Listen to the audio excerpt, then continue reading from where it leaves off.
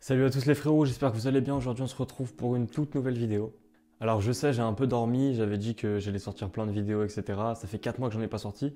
Donc, je m'excuse, j'ai vu que vous m'avez envoyé pas mal de messages, que ce soit sur YouTube ou sur Twitter. Donc, déjà, je tenais à sortir une vidéo pour montrer que j'étais vivant. Et maintenant que vous êtes au courant que c'est le cas, on va pouvoir parler de la vidéo et continuer à en sortir plein. Cette fois, je vais essayer de tenir mes promesses parce que je ne l'ai pas fait précédemment et je m'en excuse encore une fois.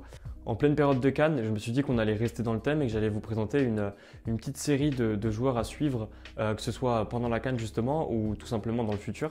Et voilà, si vous connaissez un peu la chaîne, vous avez vu que je préfère les formats de vidéos courtes parce que moi, dans mon expérience personnelle, c'est ce que je préfère consommer. Donc moi, à faire, je trouve ça plus sympa. Donc je vais essayer de faire un joueur par vidéo. Et du coup, aujourd'hui, on va se consacrer à Karim Konaté, joueur de la génération de 2004, donc âgé de 19 ans, qui va disputer ses premières minutes et sa première Cannes, tout simplement. Et on va voir ensemble dans cette vidéo pourquoi ce joueur, selon moi, va aller loin et a un très bel avenir devant lui. Avant toute chose, n'hésitez pas à vous abonner. Donc voilà, comme je vous l'ai dit, on va essayer d'être plus actif sur la chaîne et franchement, je vous le promets, il y a plein d'idées de vidéos qui arrivent. Donc n'hésitez pas à follow et n'hésitez pas aussi à follow sur Twitter parce que c'est sur Twitter que ma principale activité a lieu, on va dire. Donc voilà, si vous pouvez faire les deux, ça serait très carré et je vous en remercie.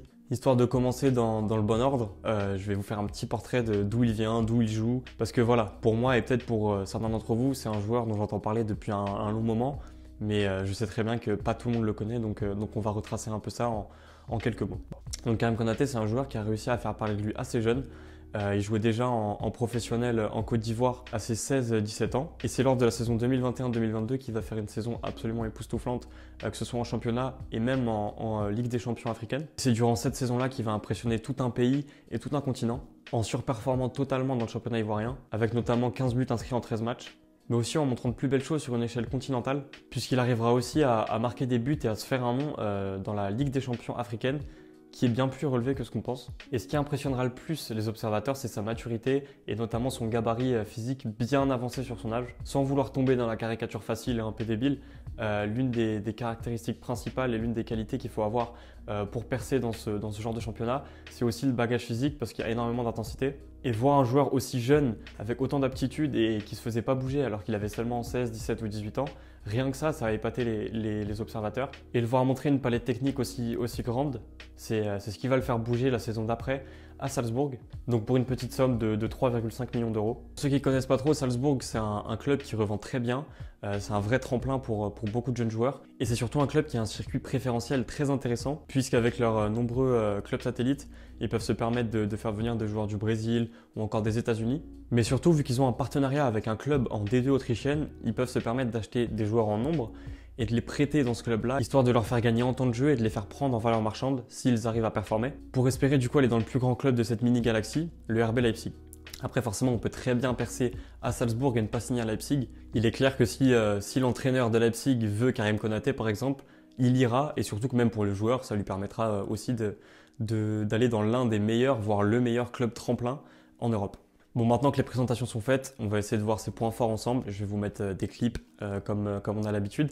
Et après, on verra tout ce qui est marge de progression, axe d'amélioration, et voilà, c'est parti.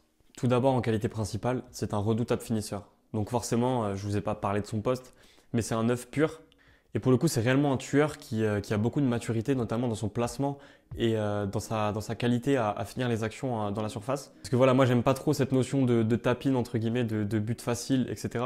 L'œil du téléspectateur va voir ça comme un but facile à mettre, mais tout ce qu'il y a derrière, c'est des heures de travail dans le placement, dans la compréhension du jeu. Toujours être placé au bon moment. Et ça, croyez-moi, c'est une vraie qualité. En prochaine qualité, je vais en regrouper 3 ensemble: la vitesse, l'imprévisibilité et la conduite de balle. Avec un gabarit qui dégage une certaine puissance, on aurait peut-être tendance à penser qu'il n'est pas très à l'aise balle au pied, mais justement c'est quelque chose qu'il arrive à bien faire, il arrive à varier son jeu, donc il est capable de jouer en remise, mais aussi de partir sur de longues courses et tenter le 1 contre 1.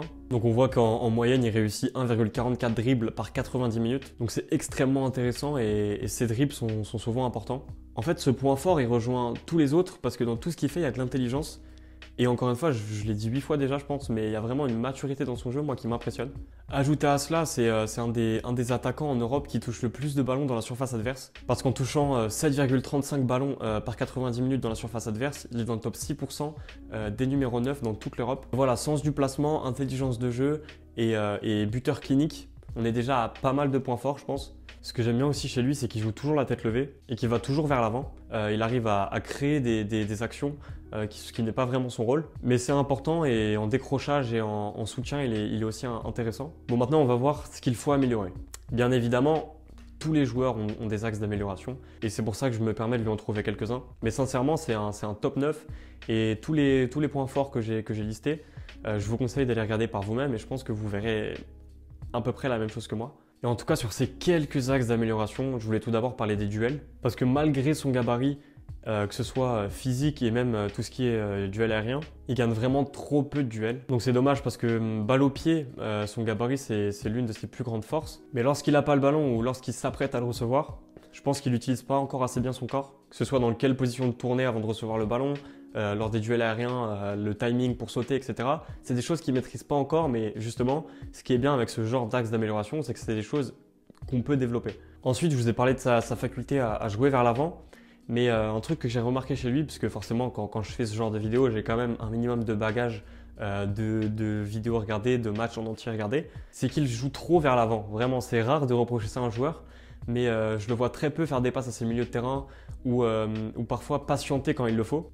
Il a tendance à, s'il se retrouve dans une situation de 1 contre 6 limite, il va partir tout seul en contre et tenter quelque chose d'improbable au lieu de temporiser, d'offrir le ballon à son latéral ou à son milieu. Voilà, juste temporiser. Allez, en dernier axe d'amélioration, si je peux me permettre d'être un peu tatillon avec ce joueur parce que je l'aime beaucoup et je crois beaucoup en lui, c'est le temps de décision. Tout ce qui est prise d'information ou timing par exemple. Allez, quelques fois je l'ai vu prendre un tir ou faire une passe 1 seconde avant ou 1 seconde après. Et dans certaines courses, je le vois aussi parfois un peu hésitant. Donc voilà, 3 petits trucs à gommer, c'est vraiment rien du tout comparé à tout ce qui est fort chez ce joueur. Mais voilà, en tout cas sur les axes d'amélioration, c'est possible que j'en ai oublié, c'est possible que vous ne soyez pas d'accord avec tous. Et je suis très ouvert à ce que vous me disiez non, je ne suis pas d'accord avec toi, non, nanana.